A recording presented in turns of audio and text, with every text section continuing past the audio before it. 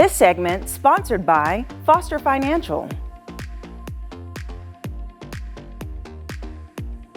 Welcome to Women's Wealth Wednesday, where we provide you with specific information about your financial planning and retirement from Foster Financial. And joining me today is Caleb Doan, their Vice President. Good morning. Good morning. How's it going? It's going well. How are you doing? Good. Okay, so we wrapped up an exciting series. Now we're going to focus on a whole new topic. Yeah. So let's talk about inheritance, spousal planning. What is that? Yeah, good question. So essentially, we're going to have the probably largest wealth transfer in history within the next 10 years here. Wow. That's kind of the expectation, is that $30 trillion with a T is going to transfer hands over the next decade. Wow. And that's really because the baby boomer generation is pretty far along into their retirement at this point in most cases.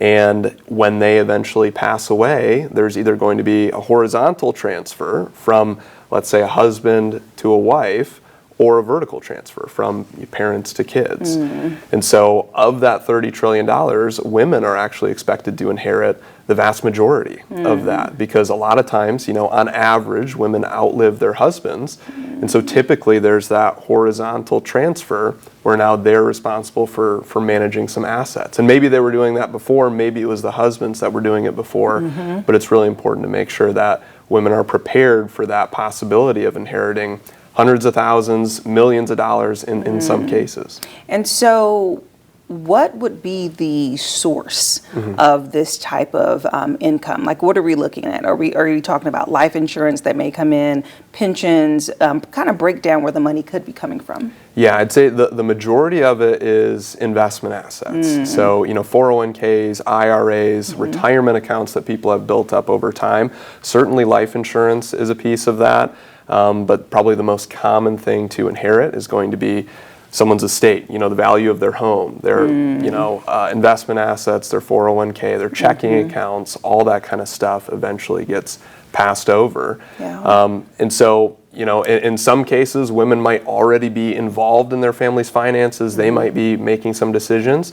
On average, it's a little more common for men to be more of the do-it-yourselfers, where they're managing their own investment assets for them, or maybe for their entire family. And so I think, a good first step is just to say, if you're a woman out there who's set to inherit either from your parents or from a spouse, do a self-assessment and say, am I ready to kind of make some of these really big financial decisions on a couple $100,000 or a couple $1 million, whatever it ends up being. Okay, so self-assessment and then really prepare. So let's talk about that preparation process and what women can be thinking right now in this time. Yeah, so I'd say if they feel like, hey, I want to be able to take a more active role in my family's finances, it's helpful to do that ahead of time, as opposed to trying to learn the ropes when, the pressure's on and there's all these big financial decisions that need to be made.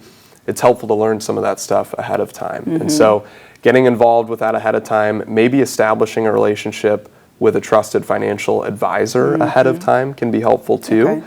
Especially if the family right now is more of a do-it-yourselfer family, where let's say the husband is managing the investments on his own. If the wife isn't interested in doing that, eventually establishing a relationship with a financial advisor ahead of time can be really smart. And maybe they just have, half of their assets get managed by the advisor in the meantime, but that way, when that inheritance eventually comes, there's somebody that she can go to be able to bounce ideas off of and get some advice from somebody that she knows she trusts. Right, that trusted part is so important.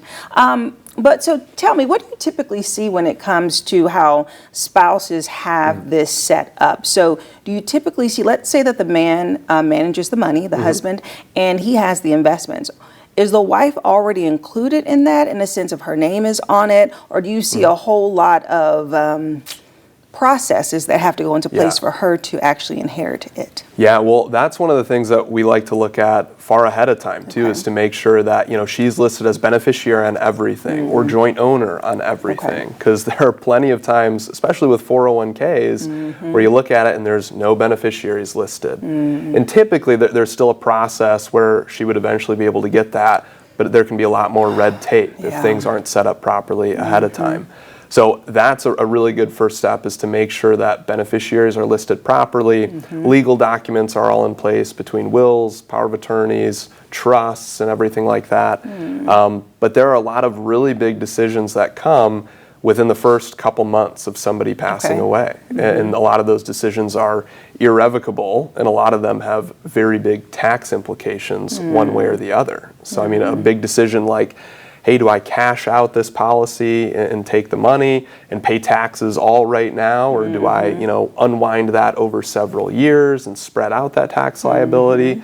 There are a lot of things that as soon as a sale is made or a withdrawal occurs, the taxable event has already happened and you can't go back and change it. And so making a plan for that stuff ahead of time can be really helpful. Yeah, especially because when a loss happens, you're in a different mindset. Right. So trying to make those hard financial decisions could really feel overwhelming, I'm assuming. Well, thank you so much for this advice today. Yeah, thank you. And Foster Financial is here to help you with your financial planning. We'll have their phone number listed below to give them a call, and I'll see you after the break. This segment sponsored by Foster Financial.